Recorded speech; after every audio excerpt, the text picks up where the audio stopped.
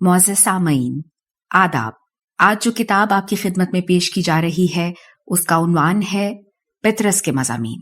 یہ کتاب فروری سن 2003 میں فضلی سنس پرائیویٹ لمیٹڈ کی جانب سے شائع کی گئی اور یہ کتاب national audio library for the blind کی جانب سے پیش کی جا رہی ہے۔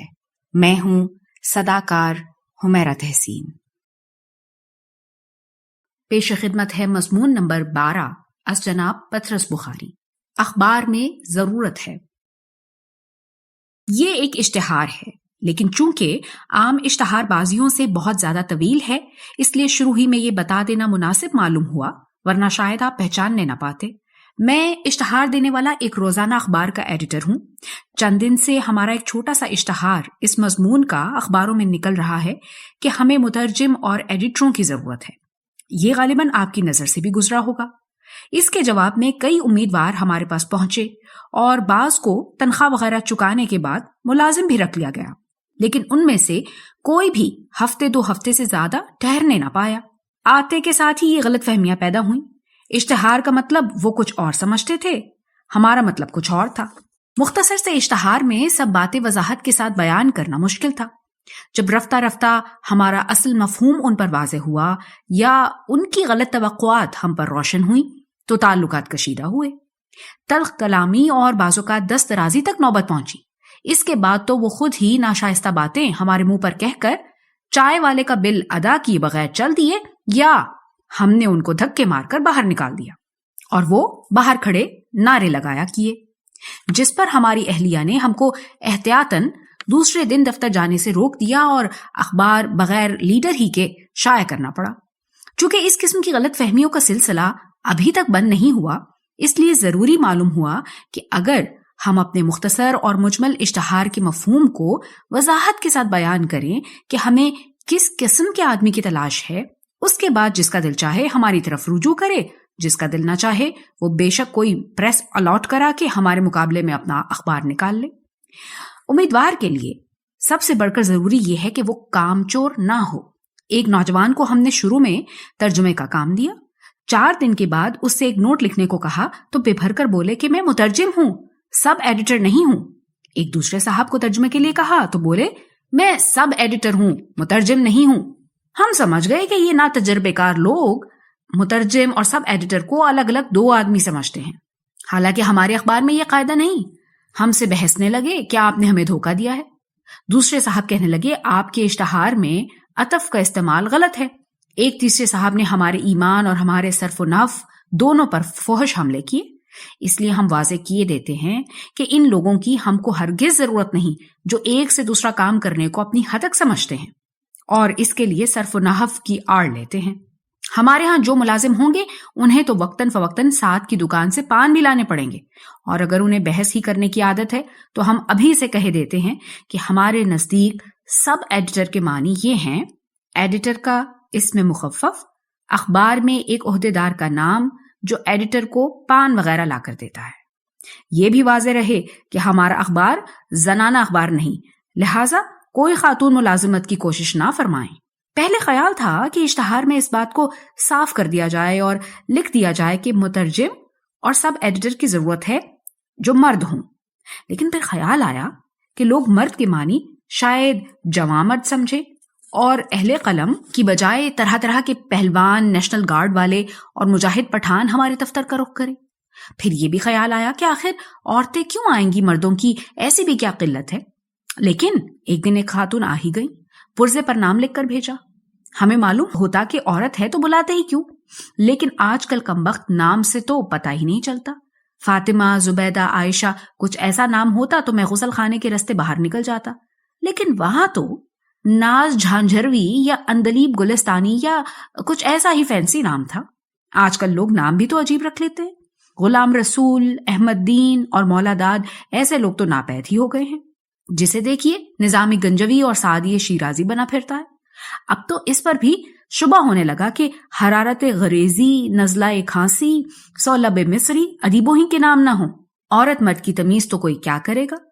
بہرحال ہم نے اندر بلایا تو دیکھا کہ عورت ہے، دیکھا کہ یہ معنی ہے کہ ان کا برقع دیکھا اور حسن زن سے کام لے کر اندازہ لگایا کہ اس کے اندر عورت ہے۔ ہم نے بسط ادب و احترام کہا کہ ہم خواتین کو ملازم نہیں رکھتے۔ انہوں نے وجہ پوچھی۔ ہم نے کہا پیچیدگیاں۔ کہنے لگی آگے بولیں۔ ہم نے کہا پیدا ہوتی ہیں۔ بھڑک کر بولی کہ آپ بھی تو عورت کے پیٹ سے ہی پیدا ہوئے تھے۔ کیونکہ اس امر کا ہماری سوانح عمری میں کہیں ذکر نہیں، اس لیے تائید یا تردید کچھ نہ کر سکے۔ میری ولادت کو انہوں نے اپنا تکیہ کلام بنا لیا، بہت تیرا سمجھایا کہ جو ہونا تھا وہ ہو گیا، اور بہرحال میری ولادت کو آپ کی ملازمت سے کیا تعلق؟ اور یہ تو آپ مجھ سے کہہ رہی ہیں، اگر ہمارے پراپرائٹر سے کہیں تو وہ آپ کی اور میری ہم دونوں کی ولادت کے متعلق وہ نظریے بیان کریں کہ آپ ہکا بکا رہ جائیں۔ خدا خدا کر کے پیچھا چھوٹا۔ ہمارے اخبار میں پراپرائٹر کا احترام سب سے مقدم ہے۔ وہ شہر کے ایک معزز ڈپو ہولڈر ہیں۔ اخبار انہوں نے محض خدمت خلق اور رفاہ عام کے لیے جاری کیا ہے، اس لیے یہ ضروری ہے کہ پبلک ان کی شخصیت اور مشاغل سے ہر وقت باخبر رہے۔ چنانچہ ان کے پوتے کا ختنہ، ان کے ماموں کا انتقال، ان کے صاحبزادے کی میٹریکولیشن میں حیرت انگیز کامیابی، حیرت انگیز ان معنوں میں کہ پہلے ہی ریلے میں پاس ہو گئے، ایسے واقعات سے پبلک کو مطلع کرنا ہر سب ایڈیٹر کا فرض ہوگا۔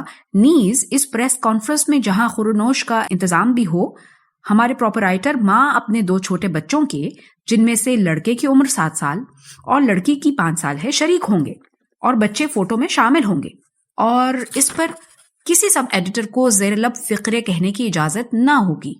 یہ بچے بہت ہی ہونہار ہیں اور حالات حاضرہ میں غیر معمولی دلچسپی لیتے ہیں۔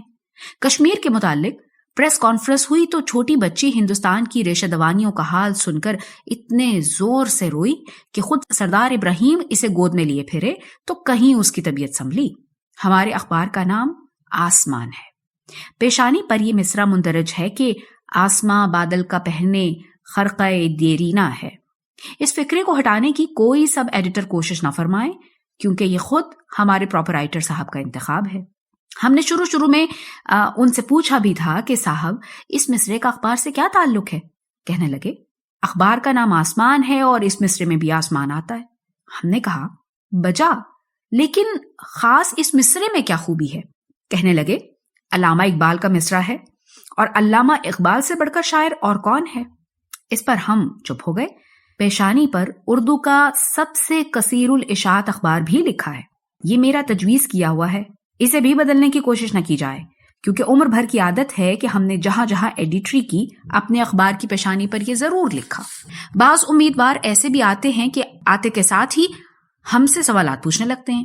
ایک سوال بار بار دہراتے ہیں کہ آپ کے اخبار کی پالیسی کیا ہے، جیسے کوئی پوچھے کہ آپ کی ذات کیا ہے۔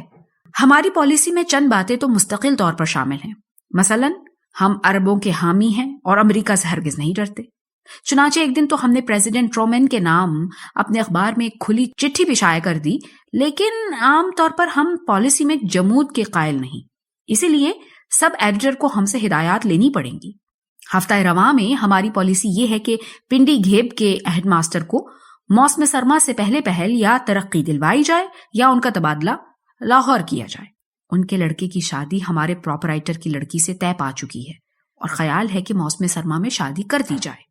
انشاء کے متعلق ہمارا خاص طرز عمل ہے اور ہر سب ایڈیٹر اور مترجم کو اس کی مشق بہم پہنچانی پڑے گی۔ مثلا پاکستان بنا نہیں، معرض وجود میں آیا ہے۔ ہوائی جہاز اڑتا نہیں، محو پرواز ہوتا ہے۔ مترجموں کو اس بات کا خاص طور پر خیال رکھنا پڑے گا۔ ایک مترجم نے لکھا کہ کل مال روڈ پر 2 موٹروں کی ٹکر ہوئی اور 3 آدمی مر گئے، حالانکہ انہیں کہنا چاہیے تھا کہ 2 موٹروں کے تصادم کا حادثہ رونما ہوا، جس کے نتیجے کے طور پر چند اشخاص جن کی تعداد 3 بتائی جاتی ہے مہلک طور پر مجروح ہوئے۔ لاہور کارپوریشن نے اعلان کیا کہ فلاں تاریخ سے ہر پالتو کتے کے گلے میں پیتل کی ایک ٹکیا لٹکانی ضروری ہے جس پر کمیٹی کا نمبر لکھا ہوگا۔ ایک مترجم نے یہ ترجمہ کیا کہ ہر کتے کے گلے میں بلا ہونا چاہیے، حالانکہ کارپوریشن کا مطلب ہرگز نہ تھا کہ ایک جانور کے گلے میں ایک دوسرا جانور لٹکا دیا جائے۔ سینما کے فری پاس سب ایڈیٹر کے مشاہرے میں شامل نہیں، یہ پاس ایڈیٹر کے نام آتے ہیں اور وہی ان کو استعمال کرنے کا مجاز ہے۔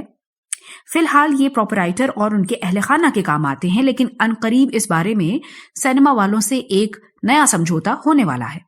اگر کوئی سب ایڈیٹر اپنی تحریر کے زور سے سینما والے سے پاس حاصل کر لے تو وہ اس کا اپنا حق ہے، لیکن اس بارے میں ایڈیٹر کے ساتھ کوئی مفاہمت کر لی جائے تو بہتر ہوگا۔ अलहज़ा जो अशिया रिव्यू के लिए आती हैं, मसलन बालों का तेल, इतरियात, साबुन, हाजिम दवाइयाँ वगैरह वगैरह, इनके बारे में एडिटर से तस्फिया कर लेना हर सब एडिटर का अखलाकी फर्ज होगा। मुमकिन है इन शराइत को अच्छी तरह समझ लेने के बाद कोई शख्स भी हमारे यहाँ मुलाजमत करने को तैयार ना हो। इसका इम्कान जरूर मौजूद है, लेकिन हमारे लिए ये चंदा परेशानी का बायस ना होगा।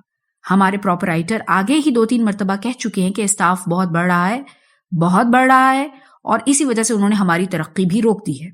अजब नहीं कि जब हम दफ्तर में अकेले रह जाएं तो वो हमें तरक्की देने पर आमादा हो जाएं। वो उसूलन स्टाफ बढ़ाने के खिलाफ हैं, दानिशमंदाना अंदाज में कहते हैं कि स्टाफ ज्यादा हो तो बात बाहर निकल जाती है। ये मालूम कभी नहीं हुआ कि आखिर क्या बात है, कौन सी बात है। अपने डिपो पर भी वो अकेले ही काम करते हैं और इसकी वजह भी यही बताते हैं कि वरना बात बाहर निकल जाती है। मुअज़्ज़ज़ सामईन, जो रिकॉर्डिंग आपने अभी समाअत फरमाई, इसे national audio library for the blind की जानिब से पेश किया गया है। हमारे YouTube चैनल को लाइक, सब्सक्राइब और शेयर जरूर कीजिए। अपनी कीमती तजावीज़ और आरा के इजहार के लिए हमारे कमेंट सेक्शन का इस्तेमाल कीजिए। अगर आप भी रज़ाकाराना तौर पर हमारे इस मिशन का हिस्सा बनना चाहें तो डिस्क्रिप्शन में दिए गए लिंक के जरिए हमारे व्हाट्सएप ग्रुप को ज्वाइन कीजिए। शुक्रिया।